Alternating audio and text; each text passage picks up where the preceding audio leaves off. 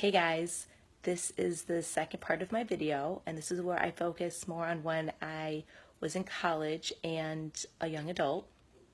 The first part, if you want to check it out, is up on the site, and that discusses a little bit about my childhood. Again, these aren't very long videos, and I could honestly go on and on about all of the anxiety symptoms and experiences I had, but I'm going to do that through blogging, which there's one up now and they will continue to go up. So these are just going to be like short little videos, very raw, just whatever I think to say at the time. I just promised myself I would be myself with this. And so bear with me a little bit on that and the fact that I honestly haven't had coffee yet. So let's see if I could get through this. But the college years for me were going to be so exciting. Like I worked all of high school to just go to college. Like that's where I honestly thought my life would begin. I would make new friends.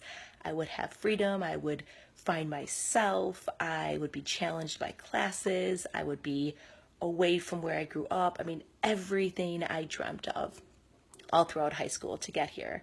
And the day I left, I had a complete breakdown. I was depressed. I had crying spells.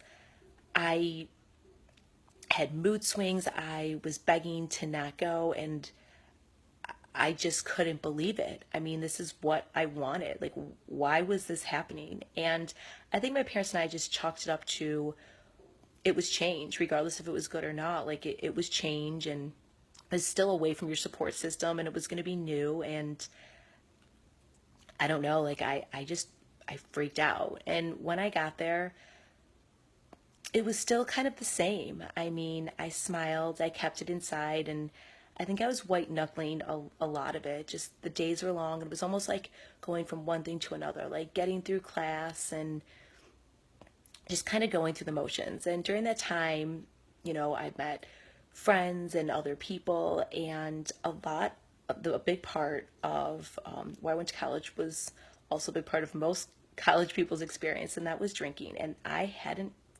drank, which I look back on, I'm like, wow. And so I went out a few nights and I drank, and I hate to say this, but it felt amazing. And I think a lot of people think this, and I don't know, a lot of people's anxiety think this, and I don't know if everyone has their reason for drinking, but for mine, I just felt good after a few drinks. I felt relaxed. I felt like I could be me. Like back then, I thought that was the real me. I mean, for years to come after that, like that's where I thought that it relaxed me enough to show my true personality, and that was the only kind of way is to have a few drinks. And because I was in college, it wasn't an issue per se, to others, but it did make me feel good. And I just remember though that the next day I felt awful, obviously. And not only that, I felt really, really anxious. And actually, one time when I was in my dorm room and I was studying, I began to feel very dizzy and sweaty, and my heart was racing, and I honestly thought I was having a heart attack. And I thought I was going to die. I had this feeling like I was just not like an outer body experience, and I didn't know what to do. Like it didn't even occur to me that it could be panic. It honestly didn't. I was having a heart attack or I was dying. Like it was the worst 20 minutes of my life, and if 20, maybe 30, and if anyone has ever had a panic attack, they're horrible, and they just exhaust you afterwards. And it scared me shitless. It scared me, and I didn't know who to talk to, what to say. I didn't want to say anything. I just thought, okay, you're probably dehydrated, you probably need something to eat, you'll be fine. And from that day forward, it just made all of the worry even worse, and it was almost like a downward hill from there. Like I just felt worried all the time. I remember being in classes and I would just walk out because I would feel so panicky.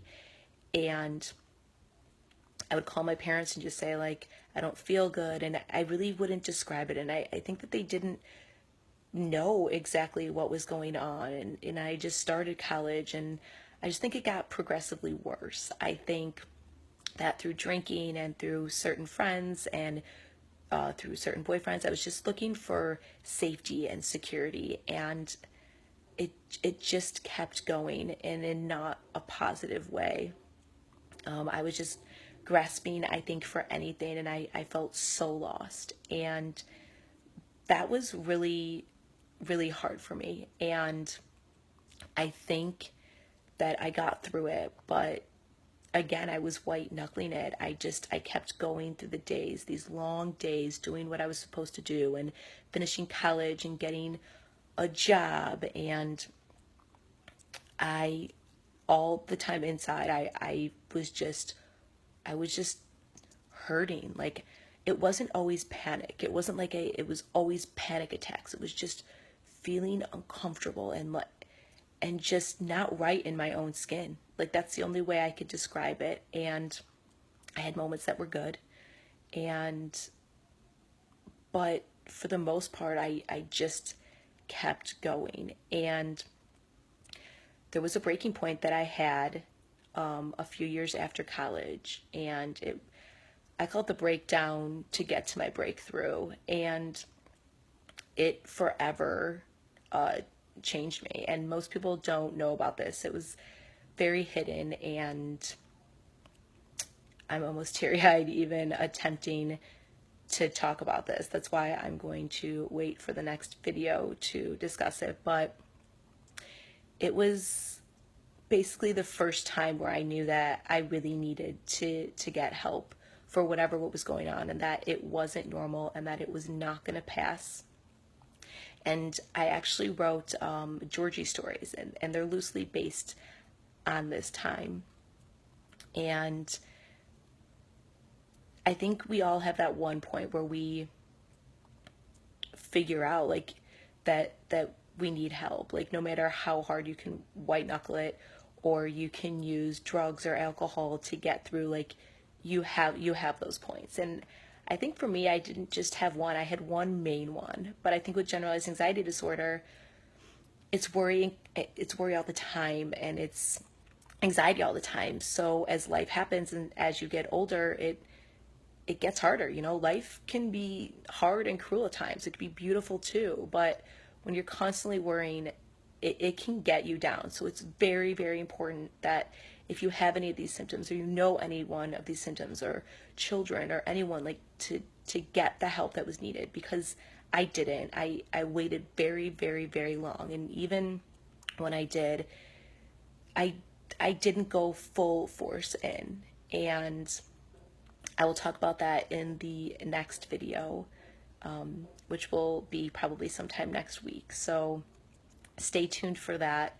It will talk about that experience that seriously changed me forever. So yeah, I think I got a little triggered there for a moment, but it's something that needs to be spoken about. And I think that anxiety doesn't always show on every person, and people, I don't think, would have ever thought the life I was living and what I was doing that I ever experienced all of this. I truly don't. Like, sometimes I look and I don't even believe that this happened. So again, I'm going to stop rambling. I'm going to definitely drink some coffee just because I'm a little tired. And well, I love coffee. I need it in the morning. But so yeah, stay tuned. You can write to me on the website. You can write under this video. Check out the first one if you want. And I will be talking to you guys soon. So have a great weekend, and just stay positive. Know that you're not alone, and know that there's plenty of resources, and that you can get better. It's not easy. I'm not going to lie to you, but taking the first step is huge. And even sometimes when you're ready, sharing your story. So I will let you guys go. Happy Friday, and talk to you soon.